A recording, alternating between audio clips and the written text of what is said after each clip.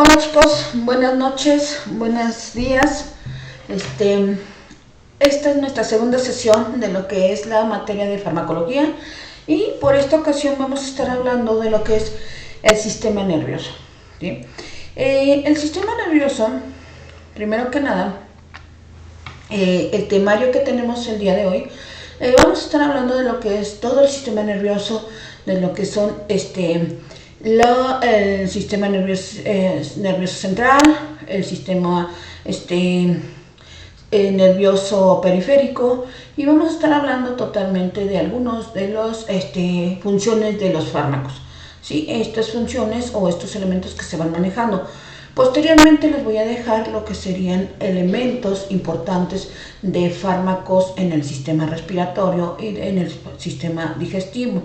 Estos fármacos más que nada tienen como prioridad que nosotros sepamos cuál sería la funcionalidad de ellos para la sintomatología, ¿sí? Porque como les comentaba en alguna ocasión, yo desde mi enfermedad fisiológica no puedo consumir lo que serían fármacos para el sistema respiratorio. Entonces todos estos nos causan, por ejemplo, a mí me causan ansiedad, me causan taquicardia, me causan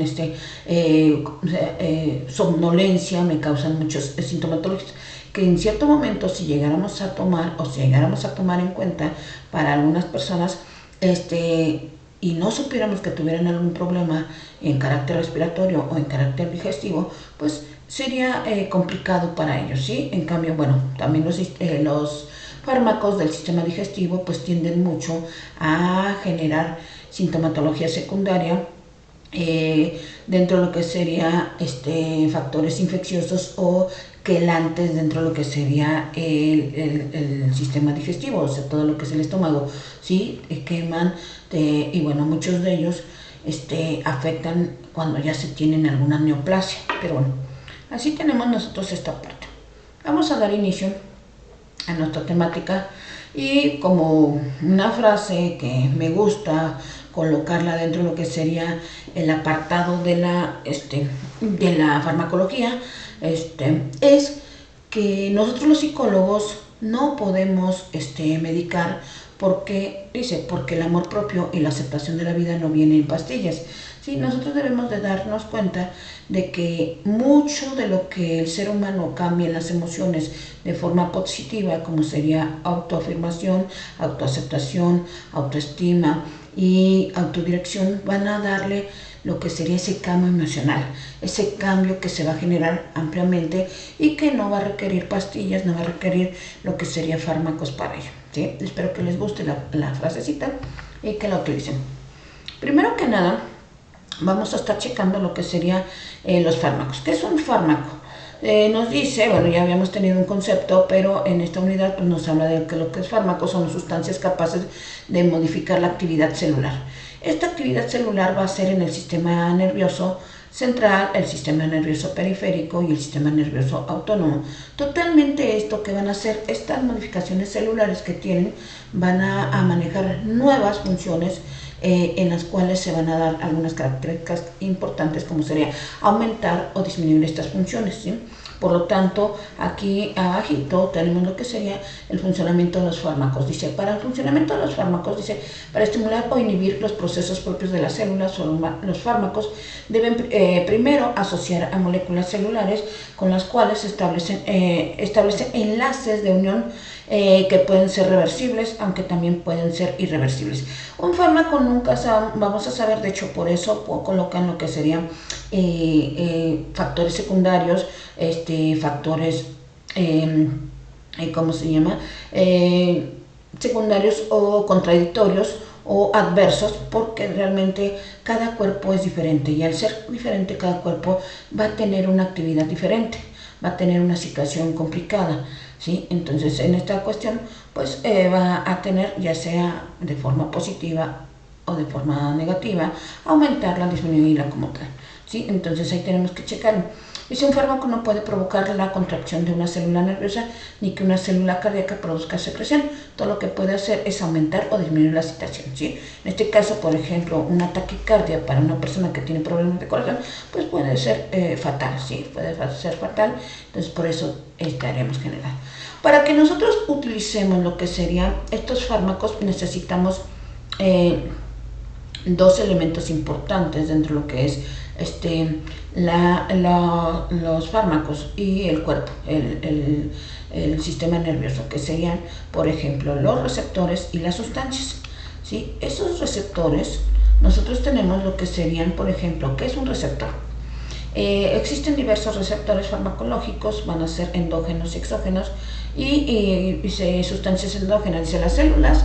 Existen innumerables moléculas capaces de asociar al fármaco y formar un complejo como este. Muchas de estas asociaciones no originan en respuesta celular alguna, debido a que las moléculas celulares no modifican ninguna molécula en el fármaco. Es una forma que puede repercutir o que puede repercutir sobre el resto de la célula.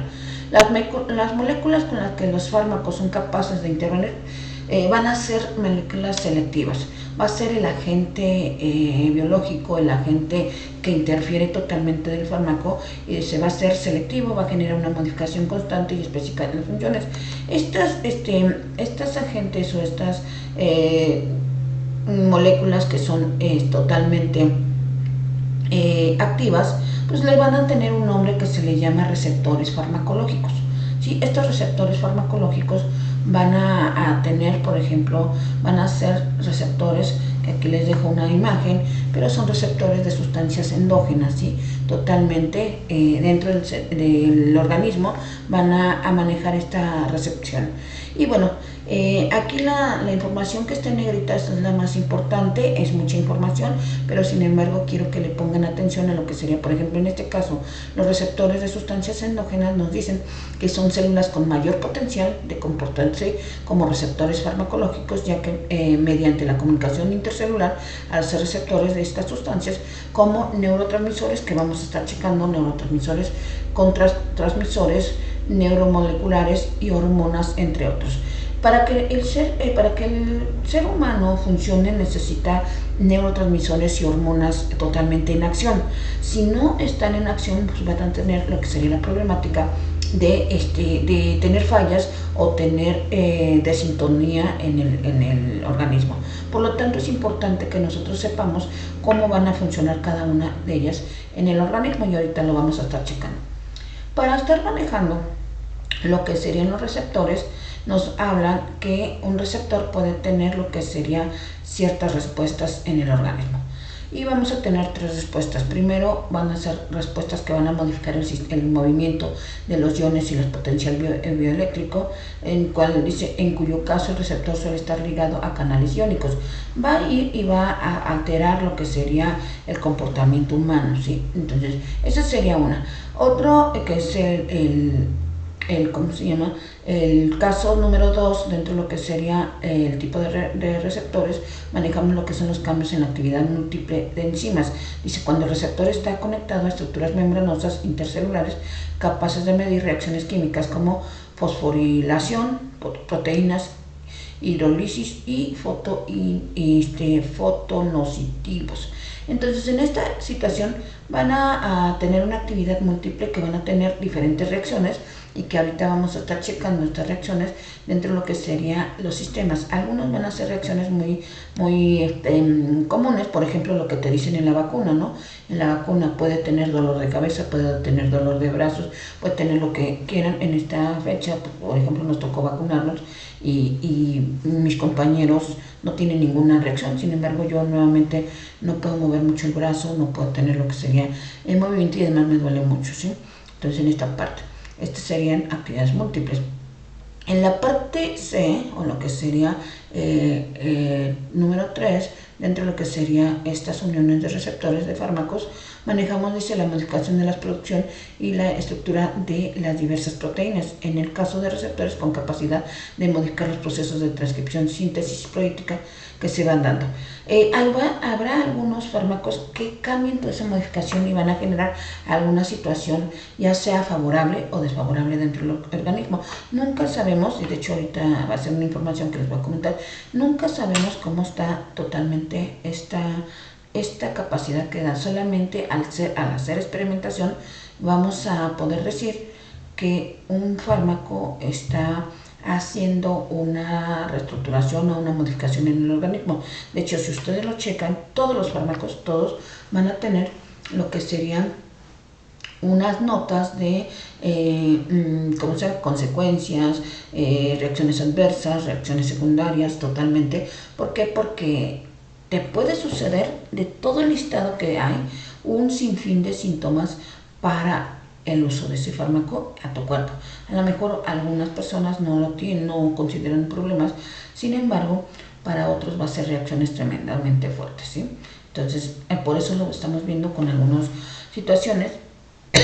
Una de las consecuencias, de las acciones que se ha dado, por ejemplo, en noticias es que, como les comentaba, me parece que en la sesión pasada, lo que es el punto de el uso del tinte de cabello. Casi todas las mujeres o algunos hombres utilizan lo que es el tinte de cabello y jamás le ponemos atención a lo que sería totalmente que hagamos siempre la prueba de alergia. Todos los tintes te dicen una prueba de alergia y la gente a veces se lo pone porque ya se ha pintado el cabello, porque ya ha tenido este tipo de situaciones. Sin embargo, esa reacción secundaria, pues a la gente la ha dejado con alguna parálisis, la ha dejado con daño cerebral y bueno, apenas pasó una noticia de que a una persona tuvo muerte cerebral totalmente por un tinte, ¿sí? Entonces hay que checarlo totalmente. Y no es para alarmar a la vida ni a la gente, sino simple y sencillamente para que sepamos que todas estas fármacos, acciones y demás tienen consecuencias. Hasta la aspirina, hasta el paracetamol tienen consecuencias, ¿sí? Entonces hay que checarlo. Otro punto, dentro de lo que sería este temario, tenemos lo que es la interacción fármaco-receptor. Ya se están uniendo lo que es el fármaco y el receptor y van a tener tres cualidades para que estos fármacos se unan. Primero, debe de haber una afinidad tremenda, debe de haber una eficacia y debe de haber una especificidad. Estas preguntas o este elemento viene dentro de lo que es el examen, ¿sí? Para que ustedes chequen cuáles serían esas funcionalidades o esa forma de interacción del fármaco receptor. Cuando estamos hablando de la afinidad, dice tendencia a formar complejos con un receptor, o sea que queda exactamente como un rompecabezas y que el cuerpo lo recibe totalmente bien, ¿sí? Va a haber una eficacia, por ejemplo, ¿qué eficacia hay de que realmente te quite el dolor de cabeza, te quite el dolor de pierna o te quite lo que sería la gastritis? Esa capacidad para generar una respuesta a la unión receptor. Y por último, la especificidad, selectividad en su unión a determinado receptor, o sea, va directamente a quitarte el dolor, va directamente a inhibirte lo que sería un síntoma o va directamente a ello. Si no, pues simple y sencillamente va a tener baja recepción, baja afinidad y baja especificidad. De hecho, por ahí luego te vienen manejados en porcentajes, 90%, 50%, 30%, ¿sale? Entonces, para que un fármaco tenga esta afinidad o tenga esta recepción o esta interacción, pues nosotros tenemos que saber que el fármaco puede tener dos tipos de estructura: el ser un fármaco agonista o el ser un fármaco antagonista. El agonista va a ser el que contenga sustancias que activan realmente la función, y el antagonista va a ser el que tenga sustancias que bloquean la función. Entonces dice, los fármacos que actúan con su receptor como afinidad, especificidad y eficiencia y que por lo tanto los activan son totalmente agonistas. Y los antagonistas, dice, son fármacos que interactúan con sus receptores con afinidad y especificidad, pero no con eficacia y que por lo tanto no los activan. Esa es parte de lo que serían los tipos de fármacos o efectos que tiene, agonista y antagonista. Ahorita que estamos manejando estos dos tipos de efectos, tenemos los tipos de agonistas, que es el más común. Los agonistas, dice, son complejos. De los agonistas hay tres tipos: agonista completo, agonista parcial y agonista inverso. Dentro de lo que son los agonistas completos, dice aquel que se une fácilmente y tiene, o sea, inmediatamente da la reacción, inmediatamente el fármaco conecta. Te quitó el dolor de cabeza, te quitó lo que sería el dolor de oído, te quitó, ese fue un agonista completo. Pero va a haber algunos otros que sean agonistas parciales, o sea, aquel que actúa sobre un receptor específico, induciendo una respuesta submáxima, actúa como un antagonista de un agonista completo. ¿Qué quiere decir? Que va a tener una reactividad en un porcentaje X, ¿sí? Va a faltar, va a disminuir, pues 70% y demás. Y luego tenemos el agonista inverso, fármaco que desestabiliza el sistema llevándolo a un nivel de actividad por debajo del nivel basal, totalmente. O sea, no hubo una situación de apoyo. Por ejemplo, hay personas que el paracetamol les sirve para el dolor de cabeza, y hay personas que lo que es el ácido acetil salicílico les sirve para lo mismo. Pero, por ejemplo, en mi caso a mí, el ácido acetil salicílico no me sirve para lo que es el dolor de cabeza. Yo siempre consumo paracetamol, y al contrario, en otras personas, ustedes pueden checar en su familia, si es de esa manera, cuáles les sirven. Algunos, por ejemplo, manejan más el ibuprofeno, algunos manejan más lo que sería el ketorolaco, cualquiera, o sea, cualquiera de ellos para el dolor podremos checar y cuál es la funcionalidad dentro de nuestro organismo, ¿sale? Ahora, tenemos el otro tipo de los fármacos, que serían los fármacos antagonistas. Estos casi, por lo general, nosotros nada más conocemos lo que serían los nombres y demás, pero sin embargo quien los debe de identificar son los médicos. Estos antagonistas, dice, no competitivos, son fármacos que se unen al receptor en un sitio diferente al del agonista y que evitan que el agonista produzca su efecto a cualquier concentración. Antagonista competitivo, fármacos que se unen al receptor en el sitio de agonista y lo que evita que el agonista produzca su efecto. Aquí tenemos, son los dos tipos de antagonistas, competitivo y no competitivo, ¿sí? Totalmente. Y bueno, ¿para qué estuvimos hablando sobre estos fármacos? Simple y sencillamente para manejar o entrar a lo que sería el sistema nervioso.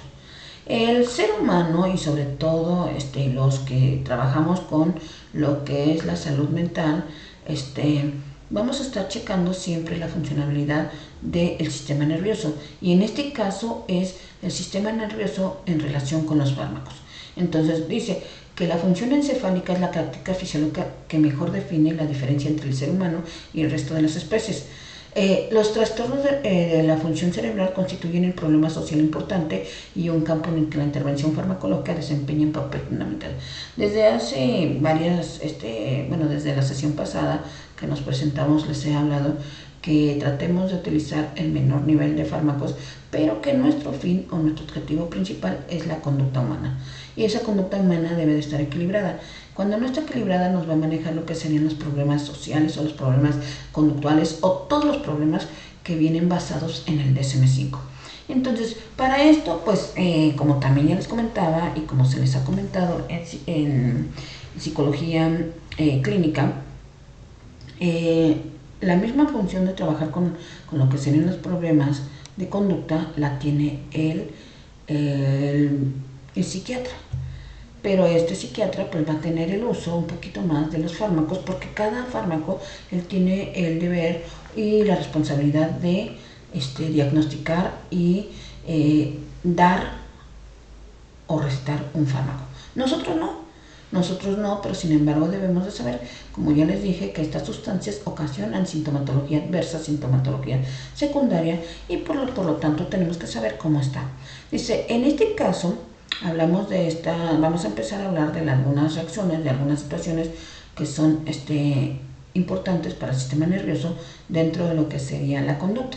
Dice, las sustancias de acción central que ha tenido siempre un significado especial para la humanidad, tanto por la habitual de su autoadministración, por razones no médicas como sería el alcohol, cafeína, nicotina, cannabis, etc., por sus amplios utilización con el propósito terapéutico.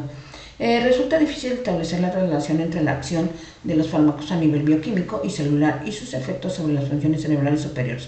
especialmente a largo plazo. Recuerden que siempre a largo plazo y sin consideración cualquier sustancia va a tener reacciones secundarias o reacciones adversas y sobre todo también la cantidad, ¿sí?, que se va a manejar. Por lo tanto, no siempre se conoce la base biológica de los trastornos psiquiátricos. Nosotros en el DSM-5 tenemos lo que serían bases por cuestiones de eventos sociales o eventos emocionales, por eventos biológicos.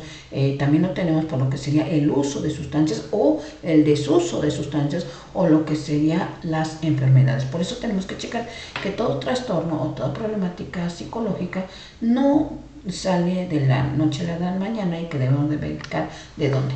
Todo esto va a verse reflejado en lo que sería el sistema nervioso. El sistema nervioso en sus diferentes apartados, que nosotros nos vamos a dedicar a ver lo que es el sistema nervioso periférico, pero ustedes en neurofisiología ya checaron lo que sería el sistema nervioso central. Y pues ustedes saben que el sistema nervioso central está desarrollado por el encéfalo y la médula espinal.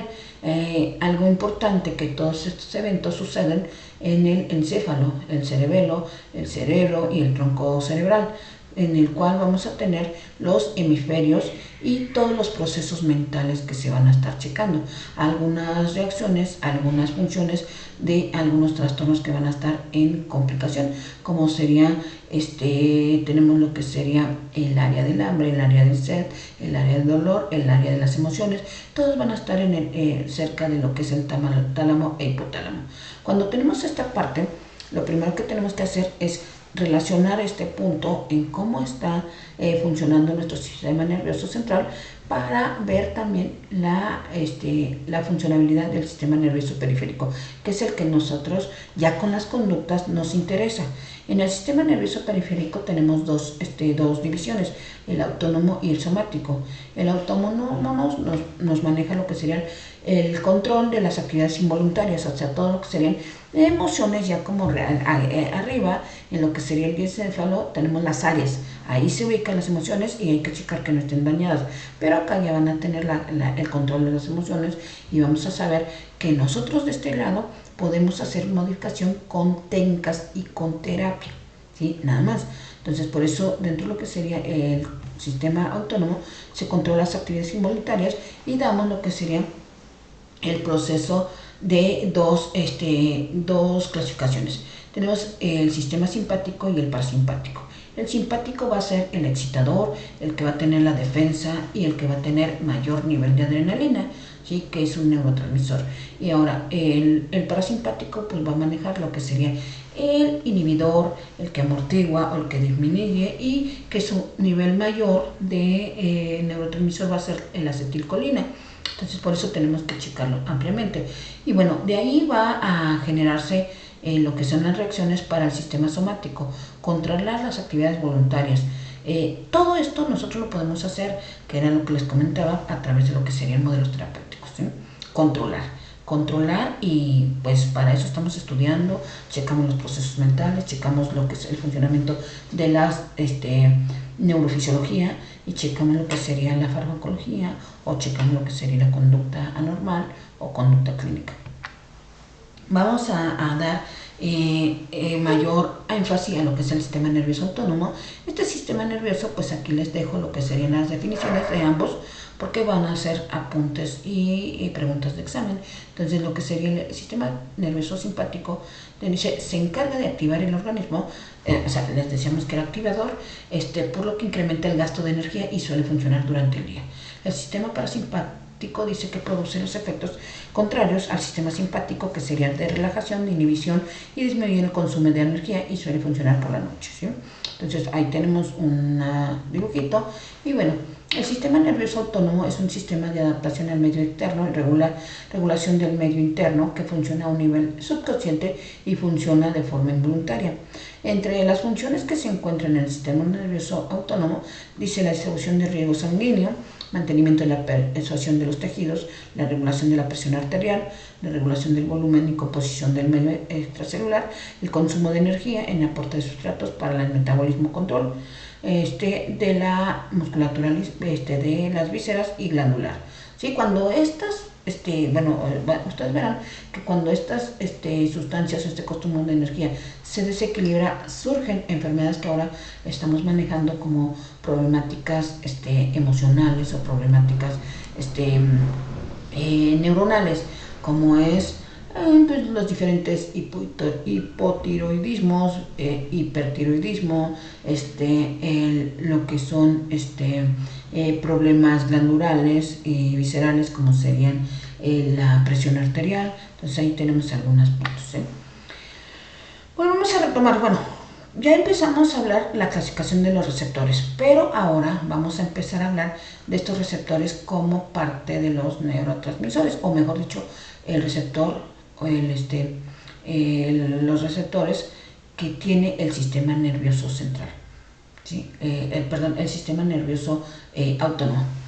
Aquí nos dice que es una proteína receptora sobre las membranas de una célula del sistema nervioso, y este receptor porque recibe neurotransmisores. Entonces nosotros vamos a checar que estos receptores del sistema nervioso autónomo manejen lo que sería la recepción del neurotransmisor. Si no lo recibe, pues quiere decir que está en alguna falla y tendremos que checar por qué. Tenemos lo que sería un neurotransmisor. ¿Qué es un neurotransmisor? Es una sustancia química endógena que es secretado por una neurona a otra célula a través de una sinapsis. Ustedes ya vieron esta funcionalidad en neurofisiología, cómo se da la sinapsis, pero es la unión totalmente de lo que sería dos neuronas o dos células que van a tener una funcionalidad, y en este caso va a ser de una conexión química, ¿sí? Recuerden que hay química y hay recepción eléctrica, entonces en este caso es química, porque va a haber una sustancia y esa sustancia va a ser un neurotransmisor. Específicos son los captadores por receptores específicos con afinidad. Estos neurotransmisores, pues aquí les pongo una pequeña lista, sin embargo les voy a dejar otra para tarea en la cual ustedes van a tener que buscar algunas características de estos y algunas situaciones que van a manejarse. Se las voy a dejar, es una tarea de 15 días y que ustedes van a estar subiendo o manejando ampliamente en ello.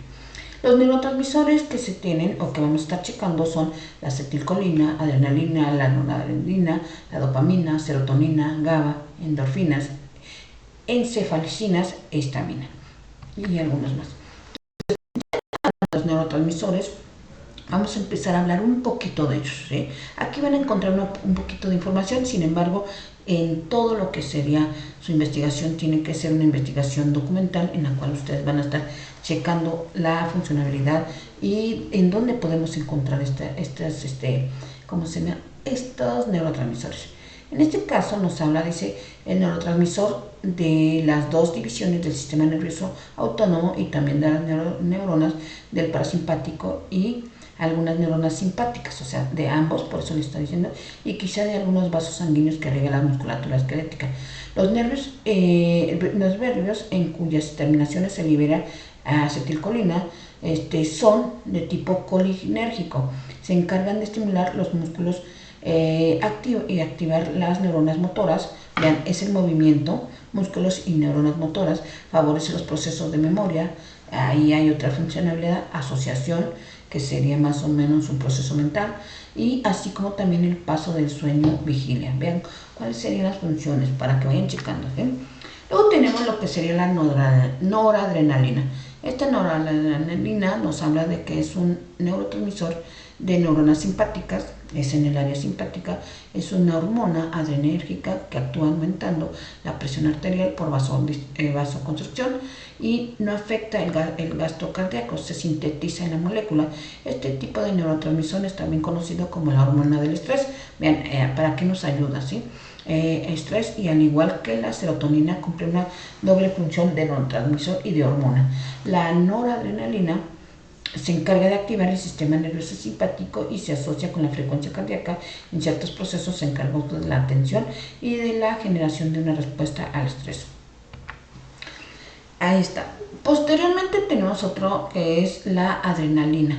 Este neurotransmisor que es sumamente similar a la noradrenalina, se encarga de desarrollar mecanismos de supervivencia cuando nos encontramos en peligro real o incluso imaginario. También cumple con algunas reacciones fisiológicas como la respiración y la presión arterial. Se utiliza muchísimo en la ansiedad, ¿sí? En la ansiedad, entonces hay que checar cómo la tenemos, pero también se maneja en la aventura, también se maneja en lo que serían las actividades de deporte, entonces tenemos que checar ampliamente. Otro punto que tenemos es otro neurotransmisor es el glutamato. Es el principal neurotransmisor excitador del sistema nervioso central, es el principal mediador de la información sensorial, motora, cognitiva y emocional. Tiene la función de las tres: sensorial, que son los sentidos; motora, que es el movimiento; y cognitiva, que es el pensamiento. Y además la emocional, que son todas las emociones. Interviene en la formación de la memoria y su recuperación, estando presente en un 80-90% de las sinapsis, el cual está implicado en una serie de diversas patologías. Pues ahí tenemos que ver qué patologías se pueden marcar. La dopamina es uno de los tipos de neurotransmisores más populares, debido a que maneja lo que sería la sensación de bienestar, placer y relajación. Aquí es cuando el ser humano está equilibrado, cuando se siente placentero, cuando se siente relajado y demás. Dice, la dopamina se origina en una zona del cerebro a la que se le conoce como sustancia negra y cumple con una función muy importante en el control de nuestro sistema musculoesquelético, por lo que coordina el movimiento. También coordina el movimiento, dice, al ser también esencial para el correcto funcionamiento del sistema nervioso central, lleva a cabo un papel que es clave en la conducta humana. Es por eso que se le da el nombre de neurotransmisor de la felicidad. Aquí nosotros tenemos, dice, la felicidad. Otra de las funciones importantes que cumple este tipo de neurotransmisor es el efecto que favorece una excelente comunicación, entre ellas la cual mejora el aprendizaje, la atención y la memoria. Ahí están los procesos mentales, ¿sí? Serotonina es un neurotransmisor y es una hormona. Se encuentra ubicado en diferentes secciones del sistema nervioso central y su función principal es la de regular la actividad de otros neurotransmisores. Este neurotransmisor va a estar manejado dentro de lo que es la digestión, la regulación de los niveles de ansiedad, el estrés, la temperatura corporal, el sueño, el apetito, y sobre todo se le conoce porque va a estar en el deseo sexual o en lo que sería la libido, ¿sí? Entonces por eso tenemos que checar esta parte de la serotonina. Uno más, neurotransmisor, tenemos lo que sería la histamina. Dice, es un compuesto químico que se encarga de formar de forma natural en el organismo y que desempeña un papel importante en la reacción alérgica. Se trata de una de las sustancias biológicas más amplias difundidas en el organismo humano y pues está presente, si bien con las distintas concentraciones. Va a estar manejado ahí. El neurotransmisor inhibidor más conocido es el ácido gamma aminobutírico, que es más conocido como GABA.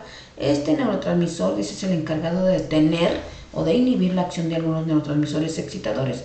El objetivo, cuando la persona está súper excitada o súper enérgica o tiene demasiada actividad, como sería en el trastorno de TDA, pues necesita un poquito de GABA, un poquito de que se le active esta parte. El objetivo de hacer es evitar que tengamos ciertas reacciones de miedo y ansiedad exageradas y que solo nos producen malestar. El ácido gamma aminobutírico es considerado como el neurotransmisor inhibidor por excelencia en el sistema nervioso central. Les voy a estar preguntando por algunos neurotransmisores, sobre todo el más excitador y el más inhibidor, que aquí los tenemos, ¿sí? Estos neurotransmisores que les acabo de mencionar, todos están en el sistema nervioso autónomo, y vamos a decir, el sistema nervioso periférico está compuesto por axones aferentes y eferentes, y las neuronas situadas fuera de esta estructura nerviosa central van a tener alguna función. Aquí lo que me interesa que ustedes chequen, no tanto el sistema nervioso periférico, sino que vamos a tener modelos autónomos y modelos somáticos que los van a ayudar o a perjudicar en algunos trastornos. Y por ejemplo, en este caso, ustedes ya checaron todas estas funciones en neurofisiología, como sería cuáles son los órganos eferentes, que serían órganos y sistemas orgánicos, y los órganos somáticos, que serían los músculos esqueléticos y que se va manejando todo lo que estamos dentro del cuerpo. Y cada uno de ellos va a tener diferentes formas de sinapsis o unión de las células, ¿sí? Gangliares o del sistema nervioso central, y vamos a tener lo que serían plexos periféricos. Y bueno, aquí esos plexos periféricos me parece que no lo vieron, pero tiene una funcionalidad médica. Pero lo que nos interesa es el nivel de mielina que se va a tener que generar. La mielina es muy necesaria, recuerden que es una sustancia que va a ayudar para que estas conexiones neuronales se den adecuadamente. Y bueno, en el sistema nervioso autónomo debe de haber bastante mielina, debe de estar generándose ampliamente, y eso se logra a través de lo que sería una buena actividad de los neurotransmisores o una buena alimentación, que también tendremos que checar. Secciones, otro punto sería la sección nerviosa, que dice no cesar la actividad del órgano eferente, y en el otro pues va a dar parálisis muscular. Por ejemplo, si llegáramos a tener una ansiedad excesiva y nos viene lo que sería un derrame o una parálisis, que a muchas personas les sucede, pues tenemos que checar por qué se dio en este caso del sistema nervioso periférico, ¿sí? Retomando lo que sea el sistema nervioso autónomo, pues hablamos de el sistema simpático o adrenérgico. Las fibras pregliares emergen de las áreas torácicas y lumbares de la médula espinal, y los ganglios están proporcionalmente lejos de los órganos que inervan. La función tipo es la de poner al órgano en actividad de alerta. Aquí vamos a tener en esta parte del sistema nervioso autónomo, pues ya les decía, neurotransmisores como adrenalina y noradrenalina, totalmente, que se van a estar dando ampliamente.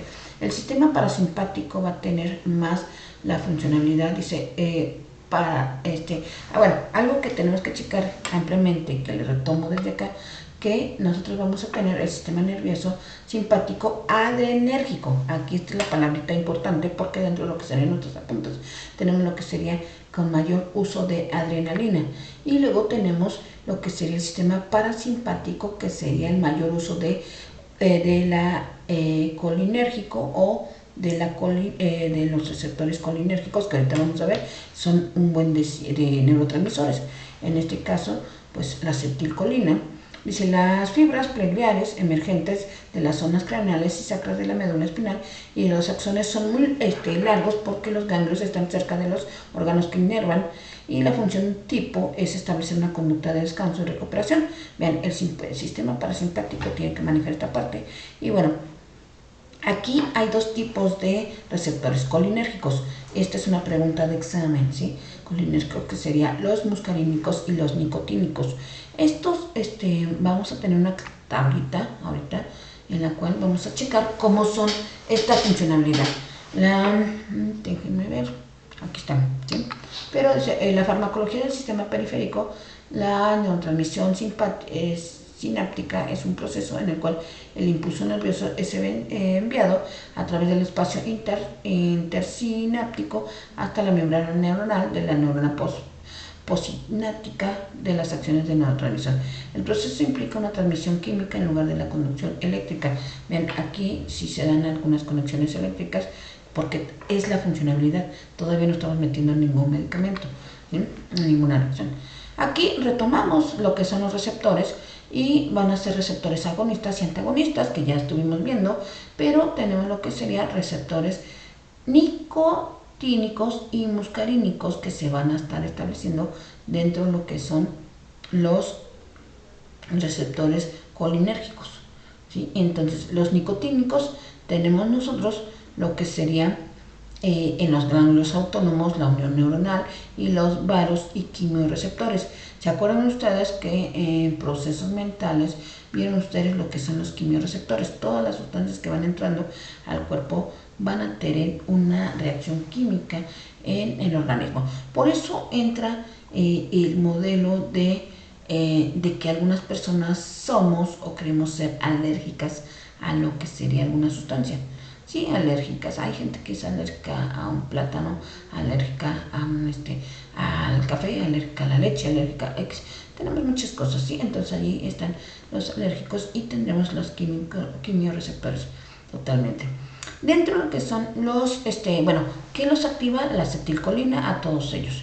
¿sí? Pero van a tener bloqueadores diferentes como los hemicolitínicos, que estos bloqueadores yo no les voy a estar preguntando, a mí me interesa nada más que sepan que hay de forma nicotínica y muscarínica, nada más. Y bueno, cada uno de estos, por ejemplo, los neurotransmisores muscarínicos, vamos a estar manejándolos a través de lo que serían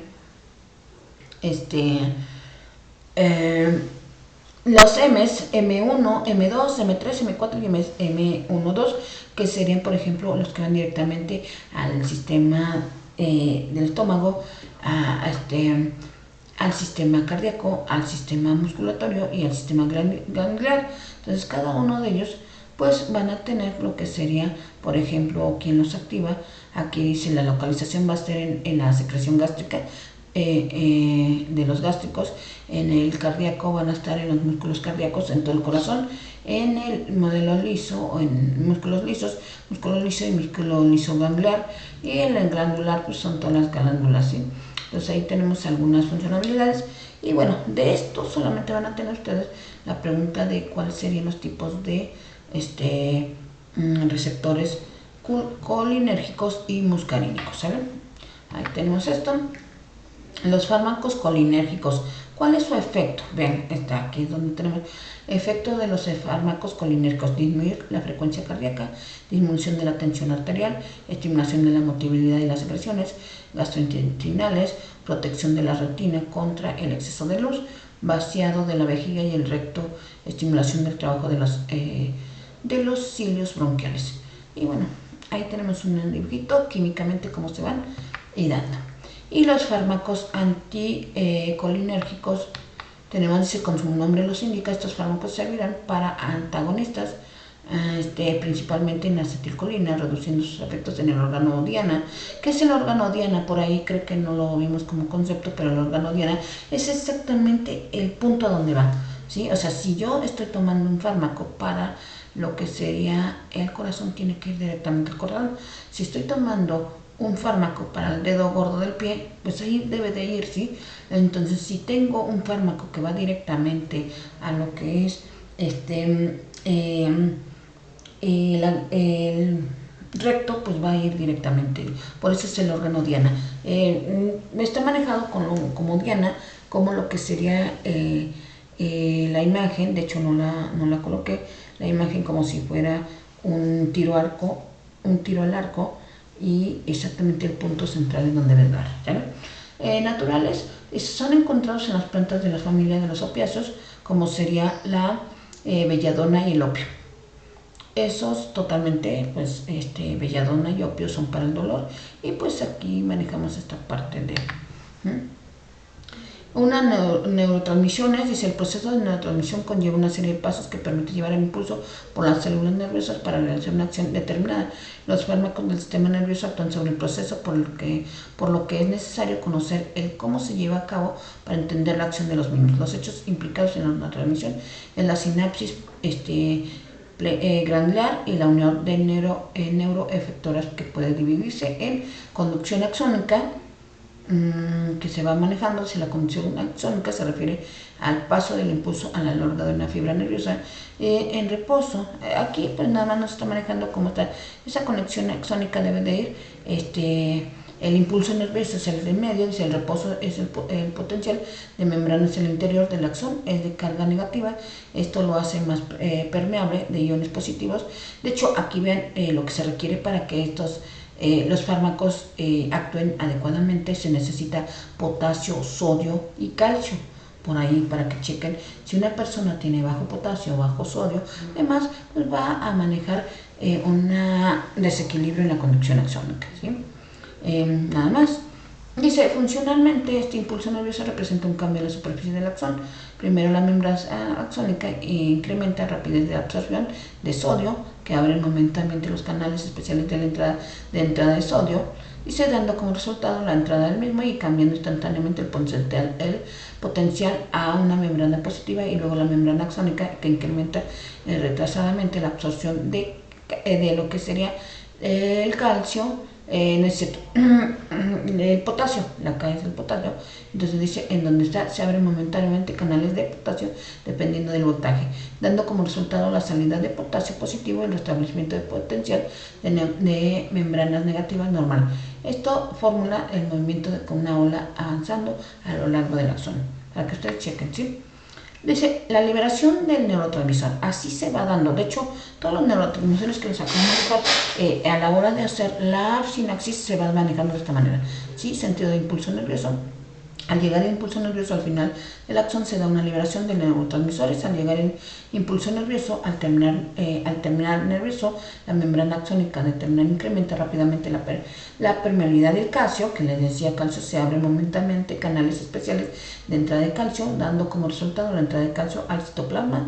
De esta membrana se desplaza una proteína especiales que desplazan las vesículas almacenadas de neurotransmisores hacia la membrana terminal. En esta causa que la vesícula se une a la membrana que expulsa el neurotransmisor. Y bueno, de esta manera se van dando lo que serían esas conexiones. El tercer punto o la tercera acción que se va manejando dentro de lo que serían los neurotransmisores es la interacción neurotransmisor-receptor. Ya les decía que se van haciendo a veces son bien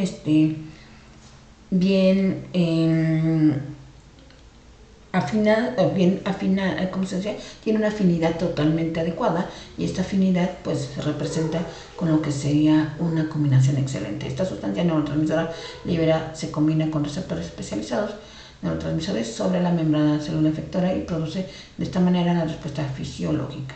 Luego tenemos lo que sería el 4, catabolismo de neurotransmisores. La finalización de la respuesta fisiológica se produce cuando la sustancia neurotransmisora liberada es metabolizada por enzimas. Esto puede degradar al neurotransmisor o recuperarlo para ser utilizado después. Y vamos teniendo. Ahora, tenemos lo que serían los autocoides. ¿Qué son los autocoides? Autocoide proviene de auto, que significa que por sí mismo, y coos, remedio o medicamento. Es decir, son sustancias que autoalivian a la persona. Son una variante de sustancias que poseen una estructura química diversa y que ejercen una variedad de funciones y características diferentes. Algo que todo es común, sin embargo, esto que se va formando en tejidos donde actúan cerca de sitios donde son requeridos y tienen una vida media corta.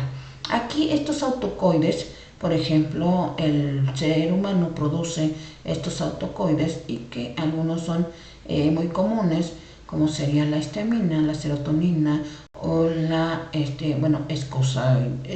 eicosanoides que se van manejando, pero pues tenemos oxitocina. Todos estos los producen el cuerpo con ciertos alimentos, así es que eso es lo que tenemos que investigar, va a ser dentro de lo que sería nuestra información. Los eicosanoides son derivados de los ácidos grasos y poseen efectos potenciales en el organismo del momento de su liberación. Se dividen en 3 principales grupos derivados del ácido araquidónico, que serían las prostaglandinas, que estimulan la agregación plaquetaria, que es en la sangre, regulan los ácidos del estómago, controlan el exceso de la presión arterial y eliminan la sustancia en el riñón, provocando subida de temperatura. ¿Sí? Luego tenemos los tromboxanos, que serían vasoconstrictores y estimulan la agregación plaquetaria y pues evitar las trombosis. ¿Sí? Luego tenemos lo que serían los leucotrienos, constrictores del músculo liso bronquial y que nos van a ayudar a lo que serían vasos constrictores que aumentan la permeabilidad vascular. Esa sería parte de lo que nosotros estamos manejando dentro de los neurotransmisores. Dice, el sistema nervioso central está conformado por el cerebro y la médula espinal, que eso ya lo vimos en el pequeño cuadrito, pero aquí pues estamos reafirmando cómo está la clasificación en palabras, ¿sí? Tenemos lo que sería el cerebro, la médula espinal y el tronco encefálico, dice, los cuales desempeñan como el centro del procesamiento principal para todos los sistemas nerviosos y controlan todas las funcionalidades del cuerpo. El cerebro, pues aquí tenemos lo que sería una definición. El cerebro genera la mente, la visión, la audición, los recuerdos, el pensamiento, sensación, habla, sueño. Sobre todo para que nosotros podamos ubicar totalmente cuál sería la funcionalidad del cerebro. el cerebro va a tener redes nerviosas y estas redes nerviosas va a tener lo que sería la función de información, interpretación y respuesta de las acciones. Si recibe imágenes ligeramente diferentes de un objeto en los dos ojos, calcula la diferencia e infiere qué tan lejos está. Debe estar en objeto para proyectar esta diferencia. Todas estas fallas que puede tener el cerebro va a generar lo que serían los trastornos. Por eso es muy importante que nosotros tengamos la funcionalidad de los neurotransmisores y la funcionalidad de estos de forma adecuada, porque si no pues va a tener diferencias y eso va a ocasionar lo que serían los trastornos. Como se hace en los cálculos para tirar y encestar una pelota, primero cada neurona se conecta con miles de otras. Ustedes saben que aquí, por ejemplo, la conexión de una neurona para una función son miles y millones de neuronas para ellos, ¿sí? Sobre todo en todas las funciones que serían motriz, sensorial y física o emocional que se va dando. Entonces por ahí tenemos esto, bueno, aquí nada más les voy a leer esto rápidamente, que si primero cada neurona se conecta con miles de otras neuronas, y para tener una idea de la complejidad de estas interconexiones, consideremos que podremos unir 8 piezas de Lego en 24 formas y 6 piezas en casi 103 millones de formas, con alrededor de 30.000 millones de neuronas. Cada uno de los 10.000 contactos sobre otras neuronas terminaron con alrededor de 300 millones de conexiones sinápticas. Bien, todo esto pues más que nada es para que nosotros veamos que cada función que tenemos podemos hacer una variabilidad de conexiones, y esas conexiones las podemos reutilizar. Ahorita, por ejemplo, con las neurociencias nos hablan de lo que serían las conexiones neuronales con las neuronas espejo, nos hablan de lo que sería la plasticidad cerebral y todas estas funciones que a nosotros nos sirven, ¿sí? Entonces tenemos esta parte. Funciones de la corteza cerebral. Dice: la corteza cerebral mantiene diversas funciones en el cuerpo, que serían todas las áreas sensoriales, motoras y emocionales.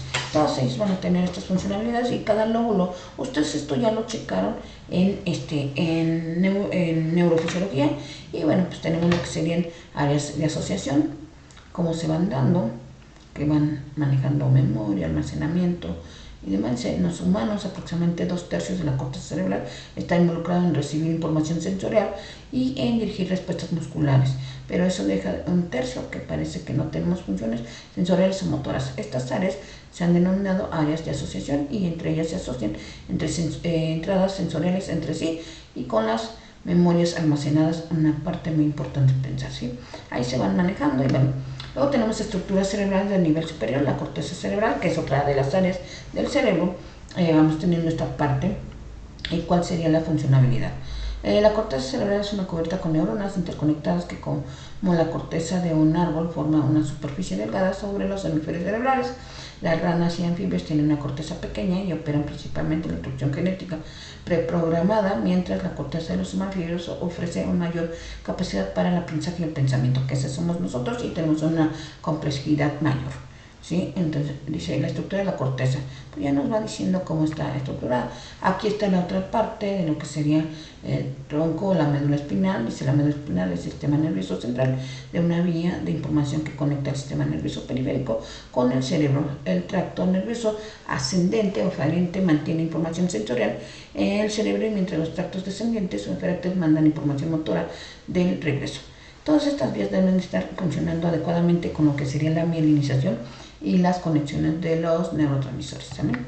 El tallo cerebral, que es la otra parte, dice: el tallo cerebral es la región más antigua e interna del cerebro. Empieza donde la médula espinal entra al cráneo y se hincha ligeramente para formar el bulbo. Ahí se encuentran los controles de la frecuencia cardíaca y la respiración. El tallo cerebral también es un punto de cruce donde la mayor parte de los nervios hacia y desde el cerebro se conectan en el lado opuesto del cuerpo. Dentro del tallo cerebral se encuentra la formación reticular, una red de neuronas que forma de dedo, que se extiende desde la médula espinal hasta el tálamo. Conforme la información sensorial de la médula espinal viaja hasta el tálamo, algo de ella se hace a través de la información reticular, que filtran las estímulos y relevan información importante en otras áreas del cerebro. Esto nos hace que tengamos lo que sería el sentido de alerta y podemos estar checando. Todo esto, bueno, pues ahora vamos con lo que sea el sistema cardiovascular, cómo funciona. Si todas las células de nuestro cuerpo, ya sean del cerebro o de los músculos de las piernas, necesitan oxígeno y nutrientes para realizar su función. El sistema cardiovascular podemos decir que es una estructura por la que se va a transportar estas sustancias a cada una de todas las células. De hecho, todas las neurotransmisores tienen que pasar por ahí y transportar esta sustancia a cada una de todas las células y retirar de ellas las sustancias de desecho, para permitir así que nuestro cerebro piense y actúe, y nuestras piernas nos permitan caminar, por ejemplo. El sistema cardiovascular está constituido por corazón, los vasos sanguíneos, arterias. Todos esos vasos sanguíneos son arterias capilares, venúculas y venas, y la sangre que circula por ellos. Son adecuados funcionamiento en esencial por los que tenemos buena salud. Entonces, por ejemplo, para los que tienen buena salud, a mí este es el sistema que me falla, entonces podríamos tener que mi corazón, mis vasos sanguíneos y mi sangre no están circulando adecuadamente, ¿sí? Importancia del sistema cardiovascular en la farmacología. Como pueden pensarse, el sistema cardiovascular juega un papel de extrema importancia en la farmacología, pues en el medio en el que el fármaco absorbido se moverá en el cuerpo hasta llegar al sitio de acción. La mayoría de los fármacos que se unen a la proteína llamada albumina, que es otra, en la sangre, viajando así por el torrente sanguíneo hasta encontrar un sitio donde con mayor afinidad, como sería un sitio activo. Entonces podemos pensar que el torrente, como un tren que viaja a toda velocidad, que en el organismo los fármacos son los pasajeros y los cuales bajan su destino activo, bajan su destino de forma activa una vez que llegan, ¿sí? Entonces, esa sería la forma. Por ejemplo, cuando no tenemos o cuando tenemos alguna problemática en la circulación, algún trombo, alguna sangre gruesa, alguna situación, pues eso va a complicar, ¿sale? Ahí sería el sistema cardiovascular. Después tenemos, como les comentaba, el sistema respiratorio. El sistema respiratorio está integrado por los pulmones, un sistema de tubos que conecta el parenquimia pulmonar con el exterior. Tiene como función suministrar oxígeno y eliminar el dióxido de carbono de las células del cuerpo, y se subdivide en dos porciones: la porción conductora, encargada de transportar el aire desde el exterior del cuerpo, hacia la porción respiratoria, en donde se lleva a cabo el intercambio gaseoso. En esta última parte, los alvéolos juegan un papel importante, y ahí se produce el intercambio de oxígeno y dióxido de carbono entre el pulmón y la sangre durante la respiración. Recuerden que una de las funciones que nosotros tenemos como psicólogos es manejar lo que serían técnicas de respiración, sobre todo para manejo de ansiedad y manejo de estrés. Entonces hay que checarlo ampliamente, ¿sí? Fármacos del sistema respiratorio. Aquí son nada más los nombres, ustedes van a estar checando ampliamente algunos otros, pero por ejemplo tenemos lo que serían los antihistamínicos, que son fármacos que calman la tos. Al actuar inhiben el reflejo que se produce. La tos es un mecanismo fisiológico de defensa del organismo y que tiene como finalidad la protección de los pulmones y las vías respiratorias. Ese sería un fármaco. Otros son los antiasmáticos, que se puede clasificar en dos categorías, que serían los broncodilatadores y los antiinflamatorios, ¿sí? Para que se baje el nivel de los broncodilatadores ¿cómo se llama? Los pulmones, los disminuye y los desinflama. Estos últimos alcanzan la patología subyacente de la inflamación. Y dice, broncodilatadores son medicamentos que reflejan los músculos que envuelven las vías respiratorias y que permiten que éstas se ensanchen y que sea más fácil de respirar. Entonces, por ahí tenemos una duración de corto. Los fármacos o el sistema digestivo, que es otro de los sistemas que vamos manejando. El sistema digestivo está formado por el tracto gastrointestinal, el hígado, el páncreas y la vesícula biliar. El tracto gastrointestinal es una de las series de órganos huecos unidos en un tubo largo y retorcido que se va desde la boca hasta el ano. Los órganos huecos que componen el tracto digestivo son la boca, el esófago, el estómago, el intestino delgado, el intestino grueso y el ano. El hígado, el páncreas y la vesícula biliar son los órganos sólidos del aparato digestivo. Pero recuerden que el hígado, el páncreas y la vesícula biliar, que fueron de los que estuvimos viendo al inicio, son los que ayudan a eliminar los fármacos.